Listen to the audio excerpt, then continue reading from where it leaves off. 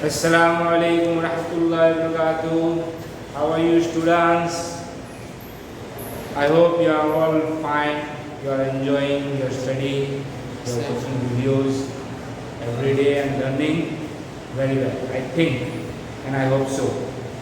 હવે આપણે જે યુનિટ 3 અને ઇન્ટરવ્યુ વિથ અરુણ કૃષ્ણમૂર્તિ એમાં જે આગળનો જે ક્વેશ્ચન છે એ આપણે ભણીશું. અરુણ કૃષ્ણમૂર્તિનું ઇન્ટરવ્યૂ ચાલી રહ્યું છે.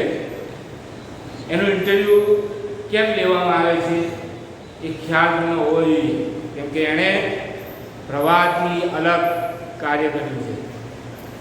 કયું કાર્ય? સૌથી મોટું કાર્ય કયું? The biggest work he has done is to protect the environment, and for saving the environment, for the sake of the environment, he left his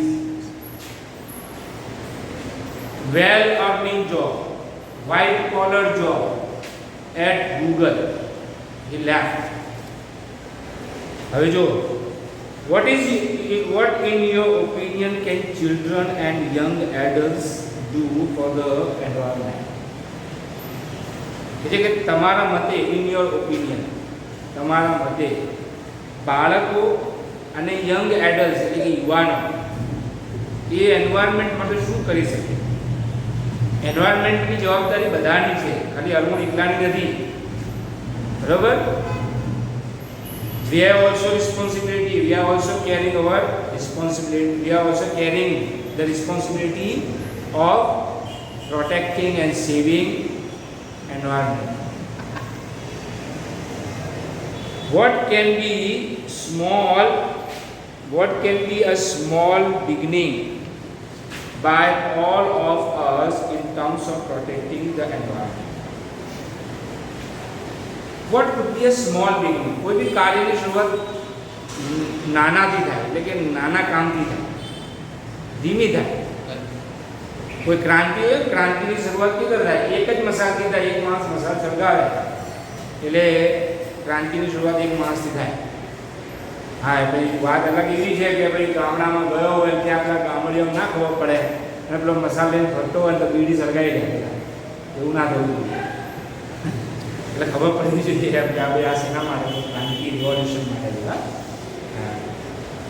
તો in terms of protecting environment, please don't do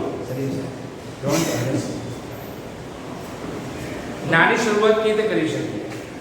firstly, સૌથી પહેલા we should all stop throwing trash outside our homes. સૌથી પહેલા તો આપણને જે આદત છે ને, ત્યાં હોય ત્યાં કચરો નાખવો, જ્યાં કૂણો જોયો ત્યાં ત્યાં. એટલે અને મોટે ભાગે એવું હોય છે કે દિવાલ પર લખેલું હોય ને જ્યાં અહીં થૂકવું મનાય છે ત્યાં જ બધા થૂકતા હોય, અહીંયા પેશાબ કરવું મનાય છે ત્યાં જ બધા સમજી જાઓ. તો આ આપણી મેન્ટાલિટી છે, આપણી ઇન્ડિયન મેન્ટાલિટી. આ ઇન્ડિયન મેન્ટાલિટીથી we have to come out, બહાર આવવું પડશે. નહીંતર આપણે જોઈએ ને આપણો દેશ કેવો થઈ ગયો છે, હે, જ્યાં હોય ત્યાં ગંદકી છે. India is nothing but a toilet, એવું એક અંગ્રેજ કહેતો હતો, બરાબર? એવું ના થવું જોઈએ. આપણી સારી બહારના જે ફોરેનર્સ છે ને, આપણી સારી છાપી જવા જોઈએ. તો આપણે જ્યાં ત્યાં કચરો ન નાખવો જોઈએ. જે વસ્તુ આપણે આપણા ઘરમાં કરતા હોઈએ, સાચવતા હોઈએ, બરાબર, ખ્યાલ કરતા હોઈએ, એ જ ખ્યાલ આપણે બહાર જઈએ તો એ જે તે બિલ્ડિંગમાં પણ કરવાનો. ખ્યાલ? ખાસ કરીને જે પબ્લિક ટ્રાન્સપોર્ટ હોય છે કે ટ્રેન, તો આપણને શું થાય કે આપણે ટિકિટ તો લીધી છે ને, ટિકિટ લીધી એટલે શું સમજીએ કે ટ્રેન આપણા બાપની છે. એટલે જે ટ્રેનના અંદર બધી આપણે ફૂકીએ છીએ એટલે બધા જાત જાતના રેપર્સ નાખીએ છીએ, એ ના થયું. કેમ કે છેવટે એ આપણને બી નડે છે, બરાબર?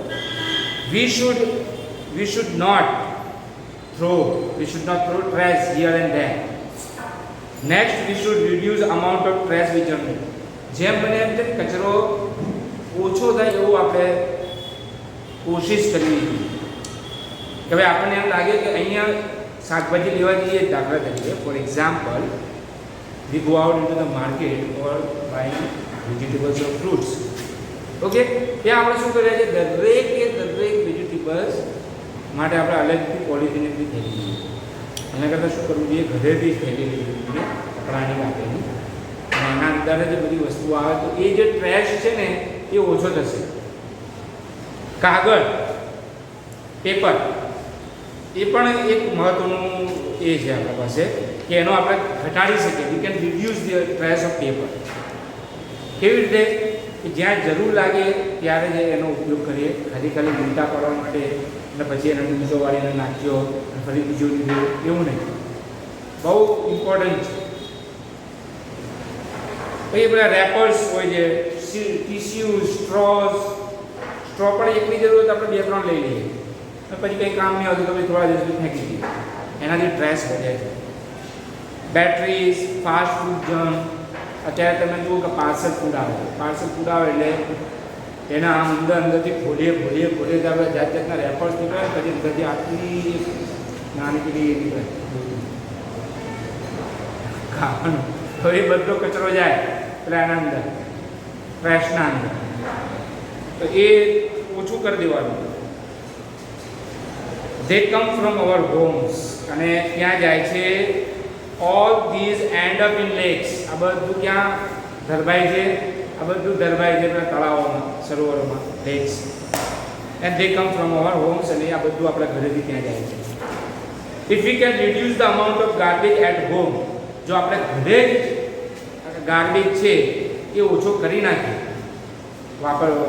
ગાર્બેજનો જેને કહેવાય કે ગાર્બેજ વધારવાનું, ઘરે જે ગાર્બેજ હોય એને આપણે ઓછો કરી નાખીએ, એટલે આ પોલિથીન થેલીઓ છે, કાગળ પૂરો ઓછું કરી નાખીએ, તો શું થાય કે if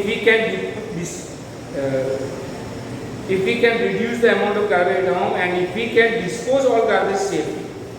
ડિસ્પોઝલ બહુ જરૂરી છે. સેફલી, સુરક્ષિત રીતે. તો સુરક્ષિત રીતે એને ડિસ્પોઝ કરવાનું. જે ઘરે આપણે ત્યાં બાસ્કેટ્સ, બકેટ્સ જેવી હોય બધી ત્યાં એના અંદર વ્યવસ્થિત એને ડમ્પ કરવાનું. પછી પેલા મ્યુનિસિપલની ગાડી આવે એમાં આપી દેવાનું. મોટા ગાર્બેજ બીન્સ પણ લગભગ દરેક સોસાયટીને નાખે. એ ગામમાં પણ કોઈ ચોરાયા પણ ગમે ત્યાં હોય છે તો થોડીક જઈને નાખી દેવાનું છે, થોડીક જહેમત ઉઠાવવાની જવાની. That itself is a great deal. એ બહુ મોટું કામ છે. A great deal એટલે બહુ મોટું કામ એમ. A great deal.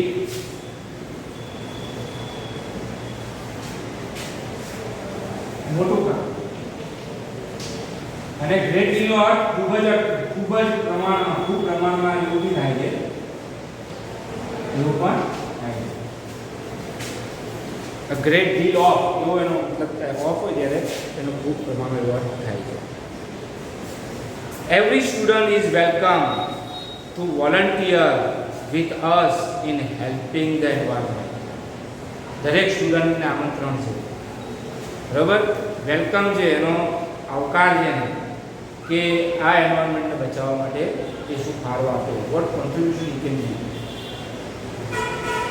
How much time do school going children need to devote મતલબ ઓફર એટલે આપવું, સમર્પિત કરવું એમ.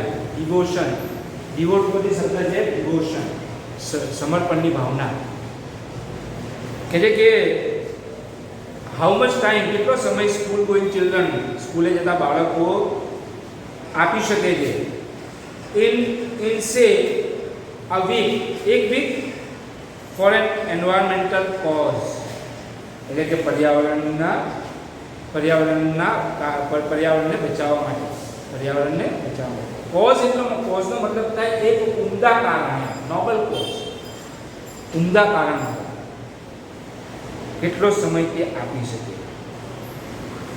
તો એને જવાબ આપે છે અરુણ કૃષ્ણમૂર્તિ, કેમ કે સ્કૂલે જતા હોય બાળકો એટલે એમને હોમવર્ક હોય, પછી ટ્યુશન જવાનું હોય અને એમાંથી એને ટાઈમ કાઢવાનો હોય, તો કેટલો સમય આપી શકે એક અઠવાડિયાના અંદર. તો કહે છે કે 4 hours આ વીકેન્ડ. વીકેન્ડનો મતલબ થાય સેટરડે સન્ડે, એને આપણે વીકેન્ડ કહીએ. 4 કલાક કાઢવાના છે. 2 hours on Saturday, 2 hours on Sunday. That is 2 hours on Sundays and 2 hours on Saturdays. This small beginning is more than enough to ensure larger participation later. આ એક નાની શરૂઆત જો થશે ને, આ એક નાનું કોન્ટ્રીબ્યુશન થશે, ફાળો આપશે નાનો, તો એ પાછળ જતા ધીમે ધીમે એ પાછળ જતા એક મોટા પ્રમાણમાં એક લાર્જ સ્કેલમાં એનું એક કોન્ટ્રીબ્યુશન થશે, એનું પાર્ટિસિપેશન થશે. બરાબર? તો પાર્ટિસિપેશન એટલે ભાગ લેવો. કે how can student and school join your fraternity? Fraternity શબ્દ બહુ મસ્ત છે.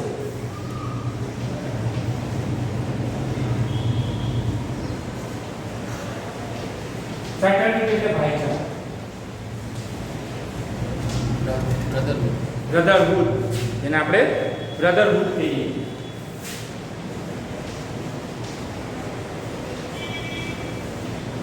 બરાબર? તો અહીંયા શું કહે છે કે how can student school join your fraternity? આ તમારા એક ભાઈચારાના કામ છે, આ એક સાથે મળીને કરવાનું કામ છે. We have to come all together. બરાબર? એકબીજાના હાથ પકડીને આપણે આ કામ કરવાનું છે. કોઈ એકથી થવાનું નથી. આ એક ગમે એટલું કરશે, મળી જશે, એનાથી કંઈ એટલો બધો ફેરફાર, એટલું મોટું જેને કહેવાય ચેન્જ નહીં આવી શકે. But all together if we shake our hands all together, તો આપણે આ કામ કરી શકીએ. if we meet together, તો આપણે આ કામ સારી રીતે મોટા લાર્જ સ્કેલ પર કરી શકીએ. Do you have any programs to introduce your work to them? તમારી પાસે કોઈ પ્રોગ્રામ છે ઇન્ટ્રોડ્યુસ કરવાનો આ છોકરાઓને, આ સ્ટુડન્ટ્સને? Yes, we offer fellowships to interested students. અમે આવા જે રસ ધરાવતા વિદ્યાર્થીઓને ફેલોશિપ ઓફર કરીએ છીએ, એટલે કે એક જાતની શું કે membership type. Our program looks at young animal lovers. અમારો પ્રોગ્રામ છે યુવાન જે પ્રાણીઓને ચાહનારા હોય એવા લોકોને જોડે છે. યંગ વાઇલ્ડ લાઈફ ફોટોગ્રાફર્સ, યુવાન વાઇલ્ડ લાઈફ ફોટોગ્રાફર્સ જે વન્ય જીવન को ફોટોગ્રાફી કરે તેવા, ફિલ્મ મેકર જે કે નાની એવી ડોક્યુમેન્ટરી બનાવી શકે એવા, થિયેટર આર્ટિસ્ટ નાટક કરી શકે તેવા આર્ટિસ્ટ, સાયન્ટિફિક રિસર્ચર જે રિસર્ચ કરવામાં માહિર હોય એવા યંગ લોકોને અમે જોડીએ છીએ અમારો programme. We give them training in this areas. અમે આ એરિયાઝના અંદર એમને ટ્રેનિંગ આપીએ છીએ and get them actively involve in all our work. અને એમને અમે એક્ટિવલી, બરાબર, અમે એમને એક્ટિવલી બધા કામના અંદર ઇન્વોલ્વ કરીએ. લેઝી નહીં, આમાં લેઝી લોકો ના ચાલે, એક્ટિવ લોકો ચાલે. આવા youngest volunteer is in class 3. એવું કહે છે કે અમારો નાનામાં નાનો જે વોલન્ટિયર છે, વોલન્ટિયર એટલે સ્વયંસેવક, એ 3જા ધોરણમાં. તો અહીંયા આપણે આ ચેપ્ટર પૂરું થાય છે. આશા રાખું છું, I hope that you learn well. कोई भी सवाल हो तो તમારા નંબર પર મેસેજ કરજો. અસલામ.